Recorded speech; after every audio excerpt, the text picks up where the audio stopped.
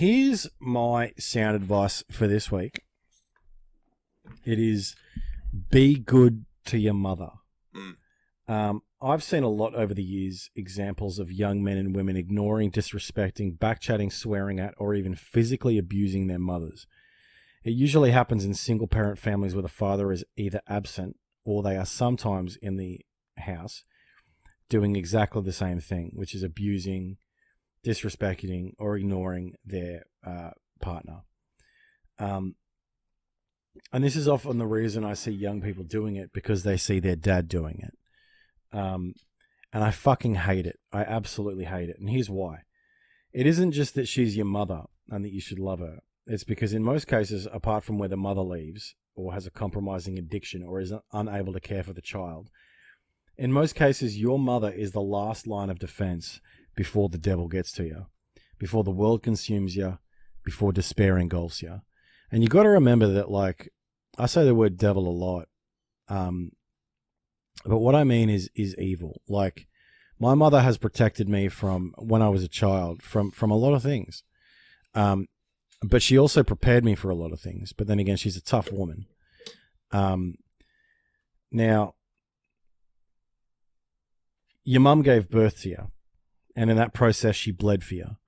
Sometimes she died for you. She fed you from her own body. She gave you her years, her own health, her sleep, her time, her energy, her hope, her joy, her laughter, her pain, her sorrow, her tears, and her fears. There's an unmistakable bond between a mother and a child. It doesn't matter the sex of the child, whether they're ugly or dumb or disabled or cry every night and make her life a nightmare whilst they're a baby. It doesn't matter if you become a failure in school, in employment, in university, in life, if you become a criminal, a thief, or a murderer, or end up in jail for the rest of your life. She feels responsible. She feels accountable, and she will always love you. Be good to your mother. I always say of my mother that she would go to the gates of hell and look the devil in the eye for me, and that she would, if the devil was real, and she would give up her eternal salvation and spend eternity in suffering to buy my freedom and my forgiveness. That's what she would do. Now, I'm as atheist as an atheist can be, but you think of it this way. My mother would give up eternal damnation for me. That's what she would do. And I really mean that. My mother would give absolutely anything for me. I don't know if I'm privileged to be able to say that, but I do know this, that every mother I've met and had a decent conversation with would do the same thing for their child, and even sometimes for other people's children.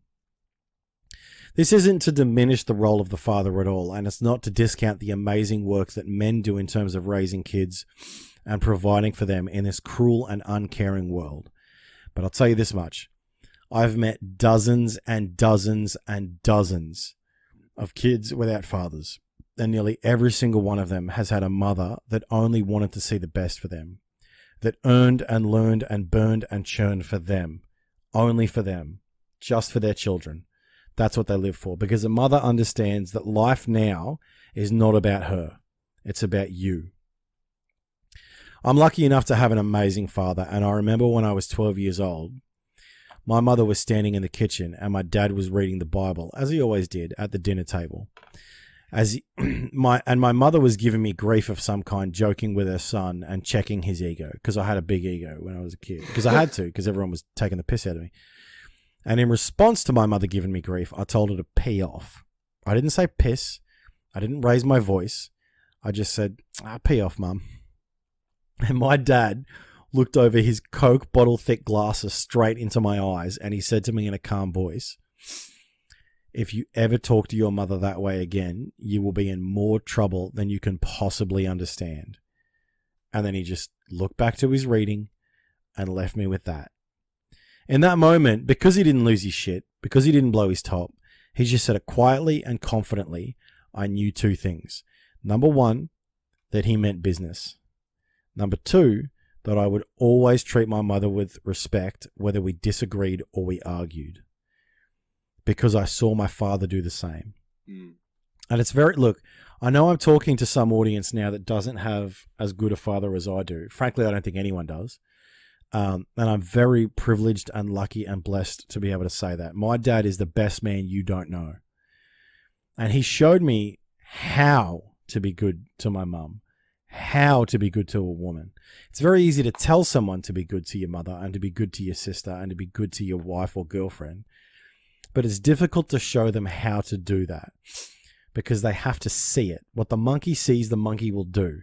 And there's a fuckload of monkeys out there right now that have never seen a man be good to a woman. All they've seen is abuse and degradation and insecurity causing, fights and violence. I'm 31 now, and when I was 21 years old, I was a youth worker in a small town called Wangaratta. I was running a program for young men to help them deal with their anger issues and to help them put things in perspective. And I had 2 boys in the class that I ran. The first boy told me in front of the whole class that the only time his stepdad gave him positive affection was when he was showing him pornography on the internet. Just think about that. You got a young boy at 13 years old, and the only time the big monkey in his life gives him positive affection is when he's showing him pornography on the internet. That blew my mind. I nearly cried. I nearly cried right there.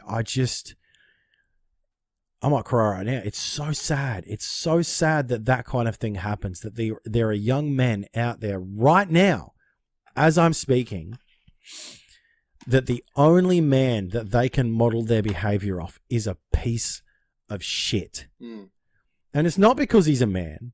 And I stand by the hashtag not all men.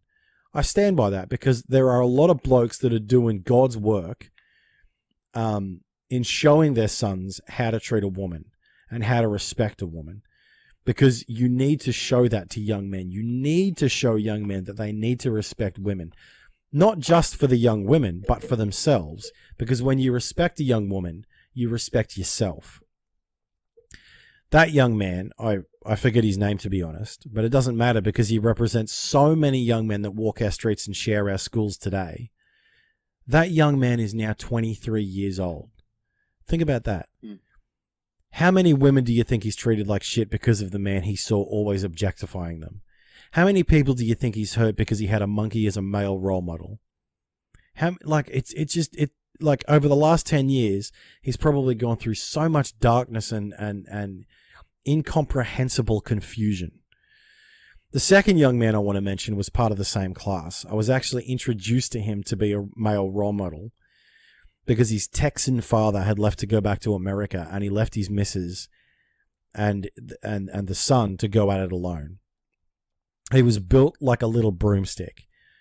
He was really tiny kid, and yet he would bail his mother up in a corner and scream at her, absolutely scream, threaten her with violence, push her into the corner, just for telling him to do something as simple as turning the computer off and going to bed. He had such anger issues, such pain in his life, such rejection, such a bad male role model in the father who left, because it turned out that man would also physically and emotionally abuse his wife. That young man is now 23 years old. How many women has he laid his hands on because they displeased him? How many relationships has he churned through without ever finding peace or meaning? How many more will he hurt and leave in the dust because he can't seem to figure out the reason that he's got the devil inside him? And it really makes me sad to see. These young men weren't able to see, because of what was around them, that their mother didn't have all the answers, but that she was willing to help him find the answers. She didn't have all the happiness, but she wanted them to achieve their goals and to gain their own happiness. Be good to your mother. I say this again and again for a few reasons. Because that woman will give her life, her death, her blood, and her soul for you. And she is owed the respect of having given that to you to get you where you are today. It doesn't matter where you are. You exist, so there's hope. You're breathing, so there's hope. You got a smartphone, or you're listening to this on a laptop, so there's hope.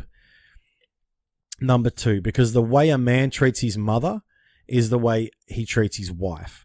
If you respect and listen to your mum, there's a good chance you will do the same with your girlfriend and wife. If you belittle her and cuss her out or even lay hands on her, there's a good chance you will do the same thing with your partner too.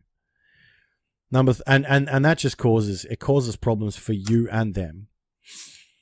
Number 3, because small habits become big habits. If you make a habit of treating your mother like shit, you make a habit of treating everyone else like shit. They'll eventually realize this, and all the friends you think you have will eventually leave you because you're a cunt. Be good to your mother. Mm. Now, you may say to me, but Jonsey, my mother is a bitch. She always takes my money and spends it on gambling or cigarettes. She brings men home who have abused me and lets it happen. She berates me and calls me names and belittles me and cusses me out.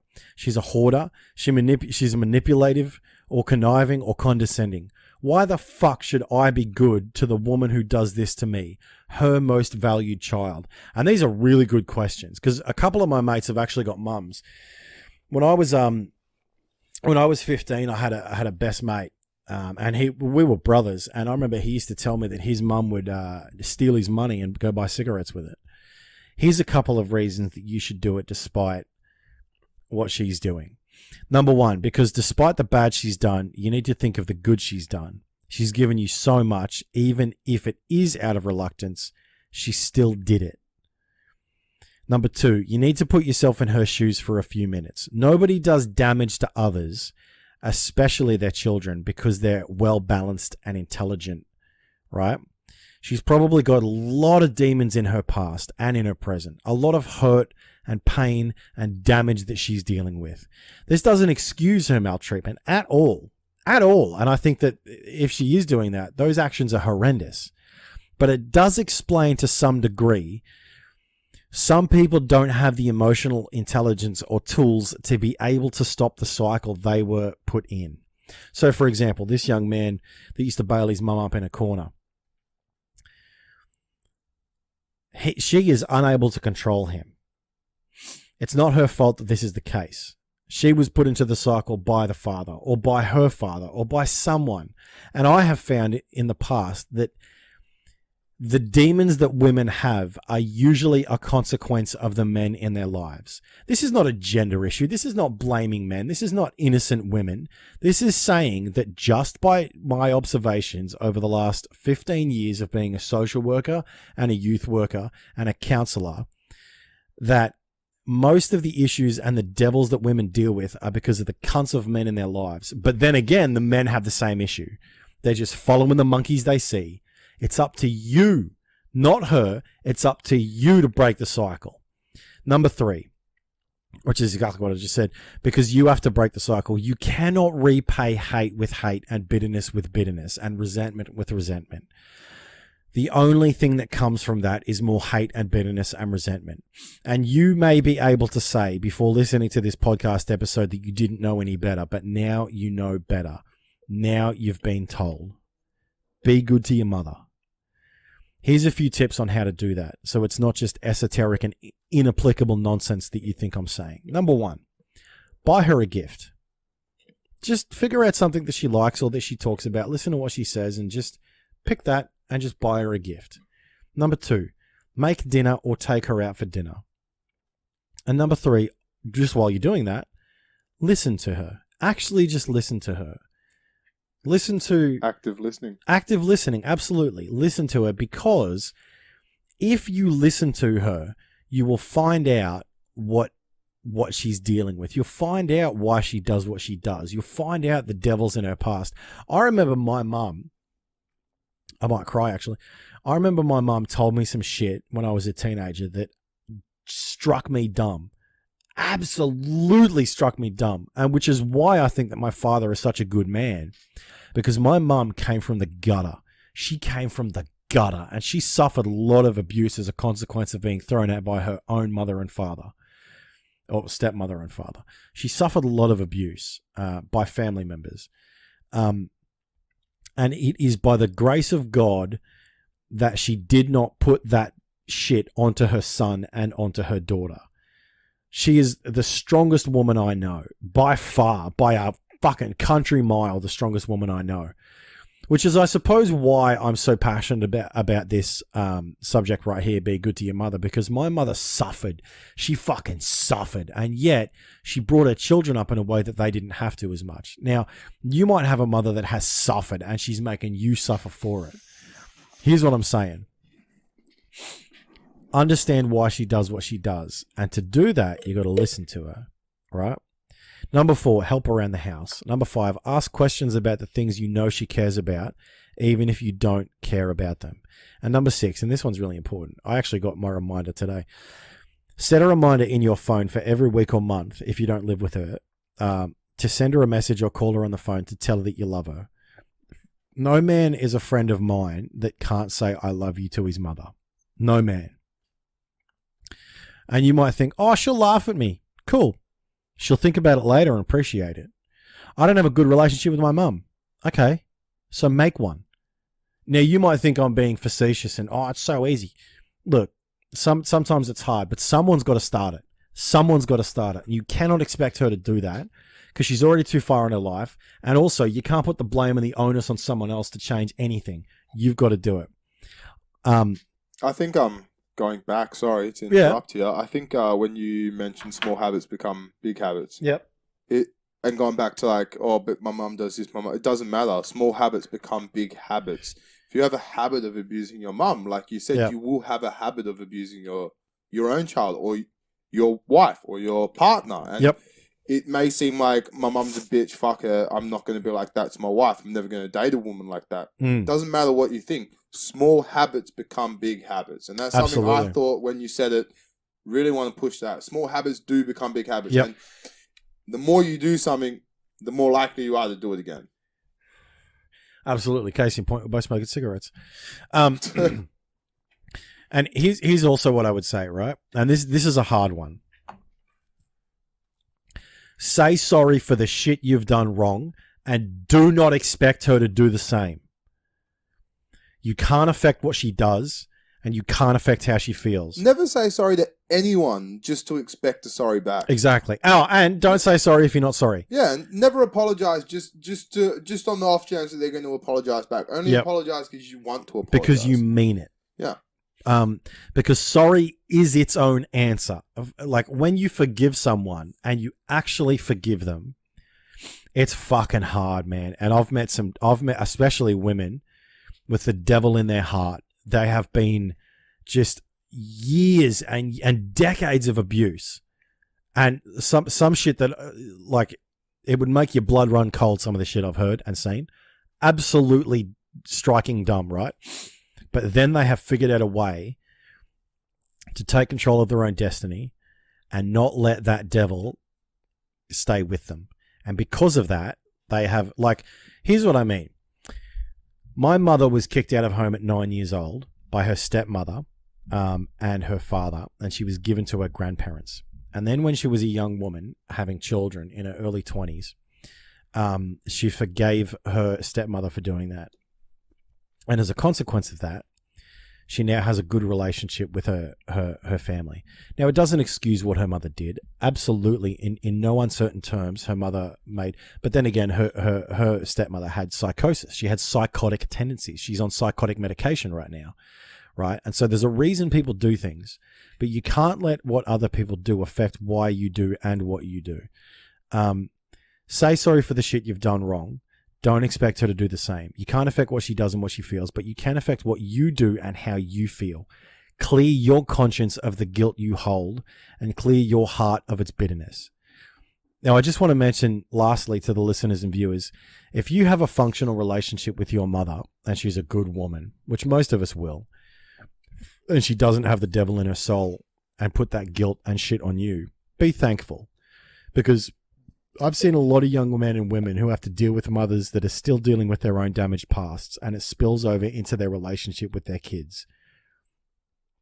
Be good to your mother. That's it.